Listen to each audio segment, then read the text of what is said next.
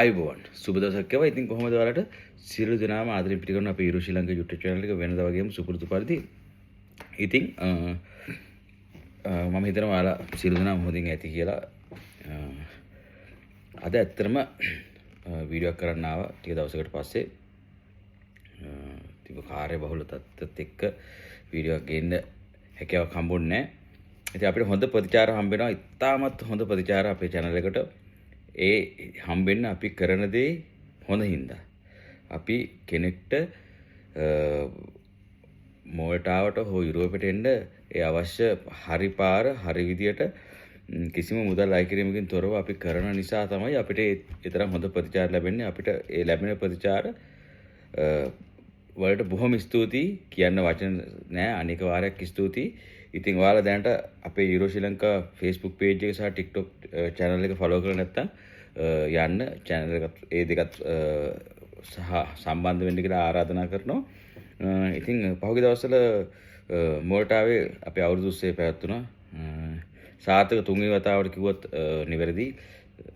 ඇත්තනකොත් හතරවෙනි පාර තමයි. ඒනට අපි අර අවුරුදු 30ක් කියන මට්ටමේ කරපු හතරවෙනි අවුරුද්ද තමයි මේක.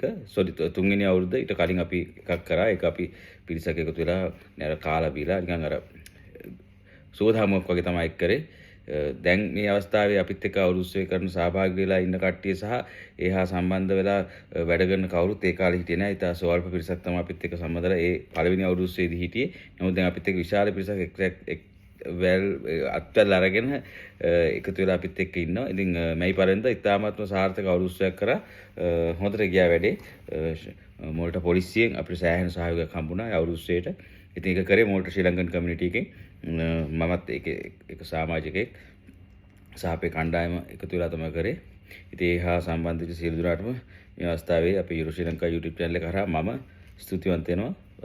සහභාගී වෙච්ච සහ ඒකට උදව් කරපු සියලු දෙනාම අනුග්‍රහය දැක්වපු සියලු දෙනාටමත් එක්ක. ඉතින් අද ඇත්තටම මම ආවේ ටිකක් වැදගත් මාතෘකාවක් කතා කරන්න. මට ගොඩාක් මැසේජස් එනවා ස්ටුඩන්ට්ස් ලගෙන් සහ වීසා ඇප්ලයි කරපු කට්ටියගෙන්. මොකද්ද මේ එන මැසේජ් එක තමයි අපේ වීසා විදේශවල ඇප්ලයි කරනව රිජෙක්ට් වෙනවා කියලා. ඉතින් මම පොඩ්ඩක් හොයලා බැලුවා ඇයි මෙහෙම වෙන්න හේතුව කියලා. ඉතින් ඇත්තටම හේතුව work visa රිජෙක්ට් වෙන්න හේතු කීපයක් තියෙනවා. මම යන්නම් one by one. එතකොට අපි බලමු මොකද්ද හේතුව කියලා. වීඩියෝ ටිකක් දිග් වෙයි. පුළුවන් කට්ටිය මේක අවශ්‍යතාවයේ තියෙන කට්ටිය මේ වීඩියෝ එකේ මේ මම කතා කරන දේවල් එක්ක රැඳිලා ඉදී සහ යමක් ගනි. ඉතින් අනිත් කට්ටියට mostly welcome යන්න පුළුවන්. මේවා අපි මේ මුදල් බලාගෙන කරන වීඩියෝස් නෙමෙයි.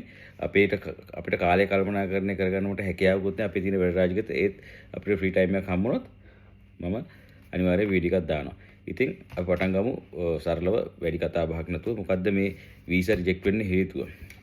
මුලින්ම ගත්තොත් එම missing or wrong document කියන එක තමයි අංක 1ට මට කියන්න පුළුවන්. මම මේක ලියා ගන්න ගමන් කියන්නම්. ඒක මොකද ඒක මේ ලේසි පොඩි මාර්ක් දදා missing or wrong document කියන්නේ incomplete documents. ඒ කියන්නේ හරියට documents දාලා නැතුණු. සහ ඊළඟට wrong informations. ඒකත් බලපානවා. Incomplete papers and wrong information. ඒ වගේම fake or unclear documents. මම කියන වචන ඔයගලන්ට තේරෙනවා. කියන්නේ හරියට paper එක clear එකට දාන documents ටික clear කරන්නේ නැත්නම් වැරදි තොරතුරු දීලා තිබ්බොත් නැත්නම් හොර documents දීලා තිබ්බොත් ඔයාගේ මේවා වෙන්න පුළුවන්. visa එක reject වෙන්න තියෙන හැකියාව ඇති. හරිද? දැන් ඔය ඒජන්සි වලින් ඇප්ලයි කරන කට්ටිය මේව ගැන හැමතිස්සෙම අවබෝධයෙන් ඉන්න. එතකොට එම්ප්ලොයර්ගේ පැත්තෙනුත් ඉෂුස් එනවා. ඒ කියන්නේ ඔයාව හයර් කරන පැත්තෙනුත් ඉෂුස් එනවා. ඒ ඉෂුස් මොනවද කියලා බැලුවොත් සාමාන්‍යයෙන් ඔය හයර් කරනවා කියලා දාලා තිබ්බට එහෙම හැමෝටම හයර් කරන්න බෑ. ඩෙන්ටිටි මෝඩ් එකෙන් සහ ජොබ් ප්ලස් එකෙන් දීලා දිනවා කෝට් එකක්. ලිමිට් එකක් තියෙනවා. මේ ජොබ් එකට මෙච්චර හයර් කරන්න පුළුවන් කියලා. ඒතර ඒ ලිමිට් එක වල කියන්නේ කෝට් එක පැනලා තියෙනවා නම් එහෙම ඇප්ලයි කරන්න බෑ. ඒ කියන්නේ සාමාන්‍ය ෆොරින් වර්කර්ස්ලාට දිනවා ඒගොල්ලෝගේ කෝට් එකක් තියෙනවා හැම කම්පැනි එකකටම ඔයාලට ෆොරින් වර්කර්ස්ලා 100යි ඇප්ලයි කරන්න පුළුවන්. ඒතර එහෙම තියෙද්දි සමහර ඔය ෆේක් කම්පැනිස් ෆේක් ඒජන්ට්ස්ලා හොර ඒජන්ට්ලා හොර යක්කු දානවා මේ එන්න පුළුවන් මේව කරන්න පුළුවන් කියලා. ඉතින් එතනදී ඩෙන්ටිටි මෝඩ් එකෙන් මම ඩෙන්ටිටි මෝඩ් කියන එක ගැන සම වෙන පරණ වචනයම තමයි වෙන ඩෙන්ටිටි එකෙන් වචනයක් ඒගොල්ලෝ මුකුත් මේ කතා කරන්නේ නැහැ මේක ගැන. ඒක ඔයා වීසා එක ඇප්ලයි කරනකම් කියන්නේ ඔයාට VFS එනකම් ඔයාට මේ ගැන දැනුමක් එන්නේ නැහැ. වගේ ඩොකියුමන්ට්ස් රිජෙක්ට් වෙන හේතුව මේක වෙන්න පුළුවන් එකක්. හරිද? ඒ කියන්නේ කෝටා එක ඉවරලා තීදිත් ඇප්ලයි කරාම එහෙම වෙන්න පුළුවන්. ඒ වගේම දැන් ඔයාගේ ඒජන්ට් මෙහෙන් ඔයාට ඇප්ලයි කරාට ඔයා දැන් මම හිතුවා ලංකාවේ හරි මෙහි ඉන්න හොර ඒජන්ට් හරි මෙහි ඉන්න හොඳ ඒජන්ට් හරි ඇප්ලයි කරාට සමහරවිට ඔයා ගන්න කම්පැනියෙන් ඔයාගේ ඇප්ලිකේෂන් එක කැන්සල් කරලා තියෙන්න පුළුවන්. ඒත් ඔයා VFS එකට යනවා ඔයාගේ වීසා සබ්මිට් කරන්න පව් ඔයා දන්නෙත් නැහැ කිසි දෙයක්. ඔයා යන ඇප්ලයි කරන්න. හරිද?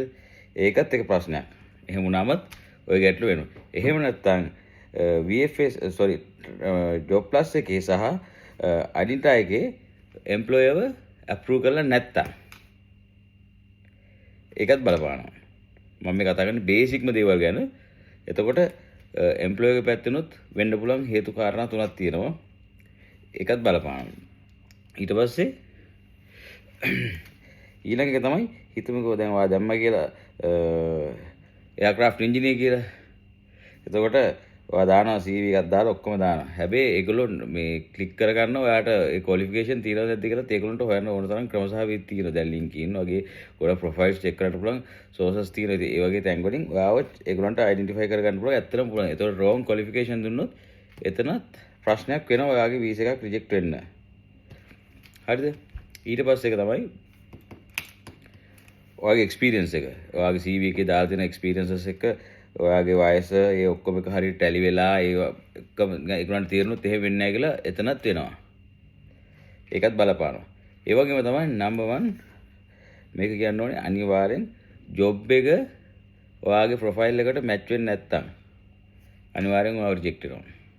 ඒක 100% ගැරන්ටි. ඒ කියන්නේ ජොබ් එක කොහොමද ඔයාගේ ප්‍රොෆයිල් එකට මැච් වෙන්නේ නැහැ කියලා තේරෙන්නේ.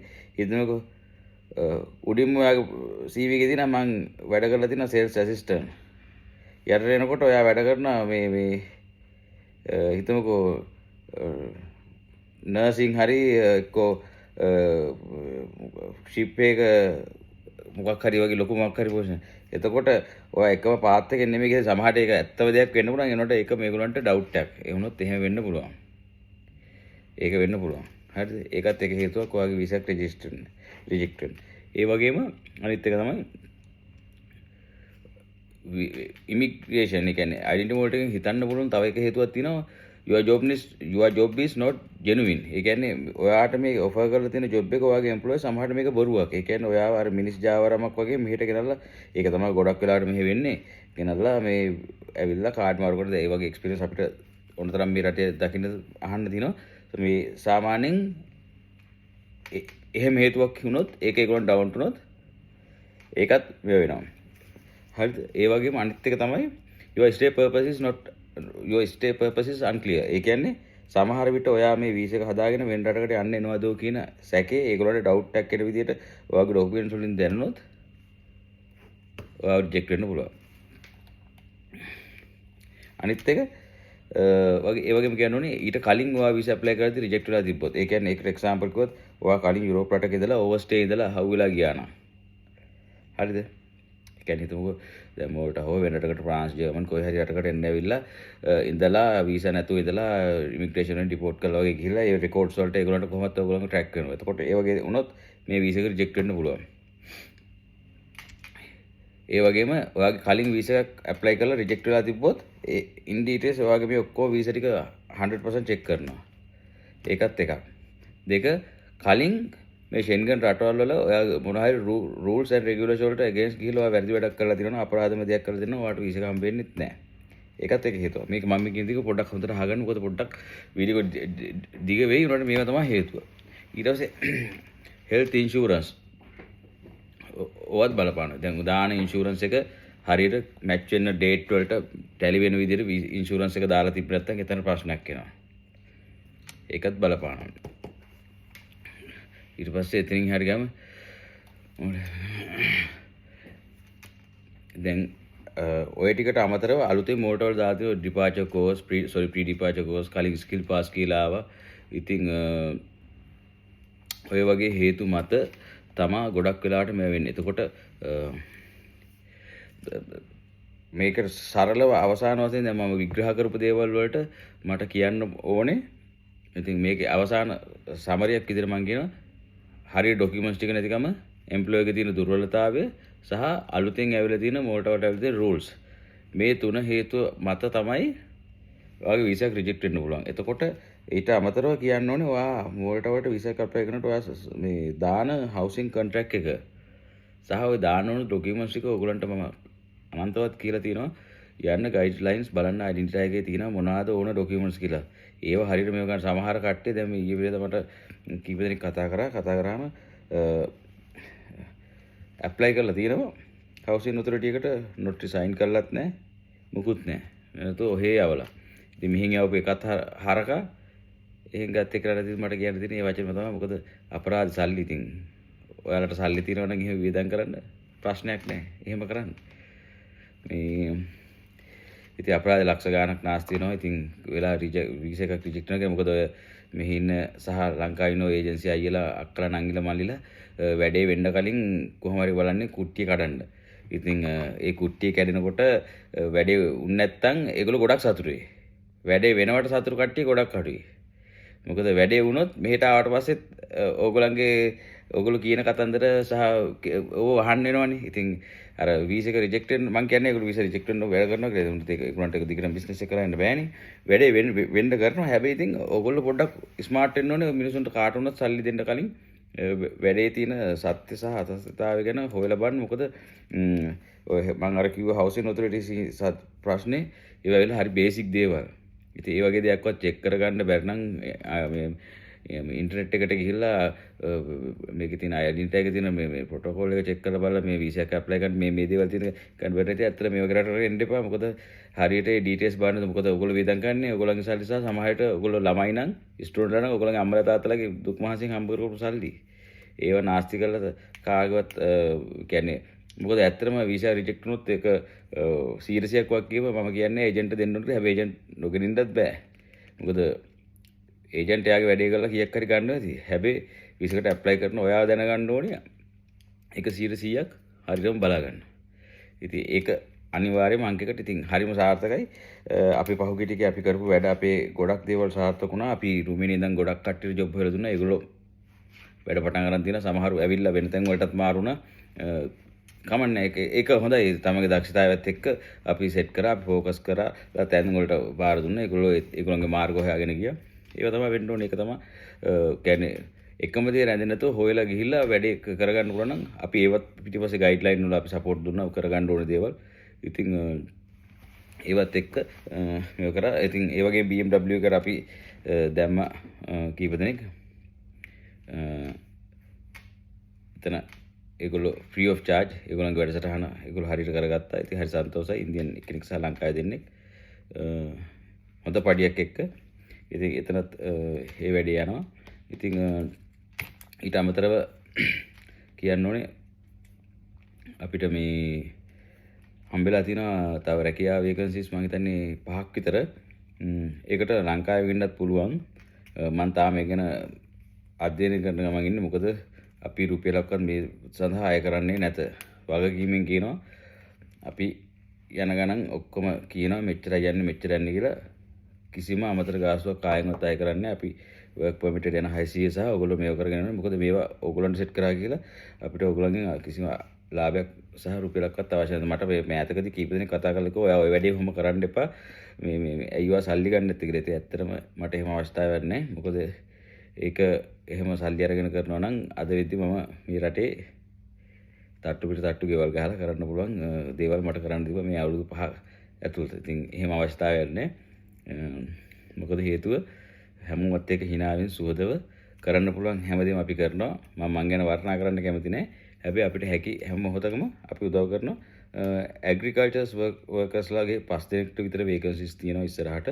හැබැයි තාම මම මේ කතා කරගෙන යන ගමන් ඉන්නේ. ඒගොල්ලෝ ඉල්ලන්නේ solid වැඩ දන්න 100% ඒව ගැන දන්න කට්ටිය. කලින් මම දන්න එකම එක්කෙනෙක් තාම හිටියේ ඒ සම්බන්ධව ලංකාවේ වැඩ කරු. මම එයාව සම්බන්ධ කරගන්න ඉන්නේ ඉස්සරහට.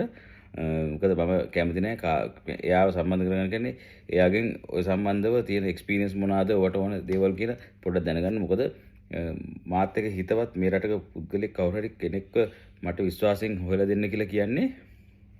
මොකද අපි හොඳ කෙනෙක් එතනට යොමු කරයි කියලා බලාපොරොත්තු වෙන්නේ. ඉතින් මොකද අපිට ඕවට එලා කියලා කිසිම මේක නැහැ. අපේ කාලය ශ්‍රමය සහ අපේ පුරණ අතිනුත් අපේ සල්ලි යන එක තමයි වෙන්නේ. ඒනොට ඉතින් අපි මම එහෙම කරන්නේ නැහැ. මොකද මම කරන්නේ හොයලා දීලා කන්ටැක්ට් කරලා වැඩි ලෑස්ති කරලා දෙන එක පමණයි. ඉතින් එහාට ඕගොල්ලෝ කතා කරගෙන කරගන්න අතරමැදට සම්බන්ධ වෙලා අච්චරක් දෙන්න මෙච්චර දෙන්න අපි ඕක කතා කරන්නේ. අපිට ඒව අදාළ නැති දේවල් මුදල් ගන්න දුන්න අපි කිසි දෙයක් කරන්නේ නැහැ. අපේ වැඩසටහන තුල අපි හුදෙක් උදව් කිරීම පමණයි කරන්නේ. අපේ යුරෝ ශ්‍රී ලංකා අපේ ටීම් එක සහ channel එක අපිත් මගේ අපේ Facebook සහ TikTok අපේ මේ යුරෝ ශ්‍රී ලංකා ටීම් එකක් දැන් අපි හදාගෙන තියෙන්නේ. ඉතින් මේ ටීම් එක මේ හැම දෙයකම පිටිපස්සේ ඉන්නවා. මම ඇතුළත් මාත් එක්ක ඉන්න කණ්ඩායමට මම ඉතින් මේ වෙලාව ස්තුති කරන්න කැමතියි මේ අපිත් එක්ක මේ දේවල් කරනකොට. ඉතින් කිසිම සත පහක වියදමක් යන්නේ ඇග්‍රිකල්චර් වර්කර්ස්ලා 5 දෙනෙක් ඕනේ. හරියට පොඩ්ඩක් විස්තර බලලා කියන්න.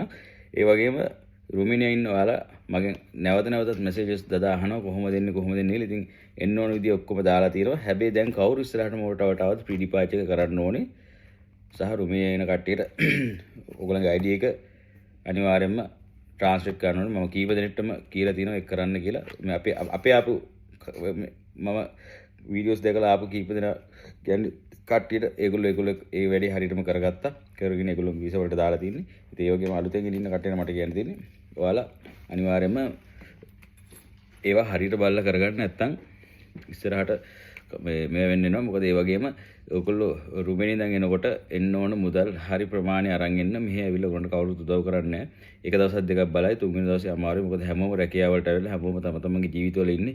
එහෙම කරනවා සහෝදරයෙක් සහෝදරියක් සහ ළඟම ඥාතියෙක් උනොත් පමණයි කියලා එක තමයි මගේ මතේ. ඉතින් එහෙනම් හැමෝටම බොහොම ස්තුතියි අපිත් එක්ක අද රැඳිලා හිටියට. ටිකක් දීර්ඝ වීඩියෝ එකක් විනාඩි 16කට වැඩි බලමු. ඉතින් එහෙනම් ඉස්සරහට ඔයාලත් එක්ක අපි දිගටම ඉන්නවා රැඳිලා ඉන්නවා. අපිට හැකි හැම වෙලාවකම වීඩියෝස් දානවා. මම පොඩ්ඩක් කාර්යබහුල තත්ත්වයක ඉන්නේ. මොකද වැඩ රාජකාරි ගොඩක් එක්ක යොමු වෙන ගමන් තමයි මෙහෙම වීඩියෝස් ඔයගලන්ට ගේන්නේ. ඉතින් ඉස්සරහටත් අපි හම්බ වෙනවා අලුත් වීඩියෝ ගෙනන්. සියලු දෙනාටම ආරාධනා කරනවා මතක් කරනවා අපේ යුරෝ ශ්‍රී ලංකා YouTube channel එක subscribe කරන්න. Facebook එක සහ TikTok එක pages වලින් එන්න ඇවිල්ලා අපිට message දාන්න. ඔයගොල්ලන්ගේ message වලට හැකි සෑම වෙලාවකම අපි reply කරනවා. එහෙනම් හැමෝටම සුබ දවසක්.